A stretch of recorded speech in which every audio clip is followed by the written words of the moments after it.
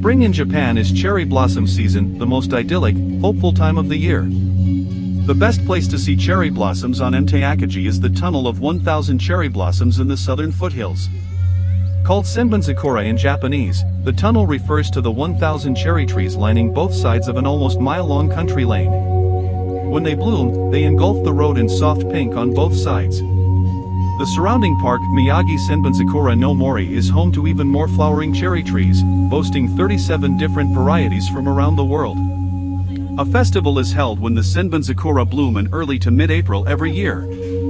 Food stalls serve up classic Japanese street food, and the flowers are lit up at night for a different perspective. Public transit. From Tokyo, hop on a bullet train to Takasaki, then change to a local train to Maebashi Station. Follow Google Maps transit directions for details. This first step will take about 1.5 hours. Once you're at Maebashi, if it's the weekend, you can take the shuttle bus that runs directly to the Senbonzakura cherry blossoms. It takes about 30 minutes. Round trip fare is 1,500 yen for adults and 750 yen for children. The bus leaves from the south exit of the station, and you can buy your ticket on board. Be ready to pay in cash. By car. From Tokyo, 2 hours. Parking, plentiful 1,000 yen for cars, open 8 a.m. to 10 p.m.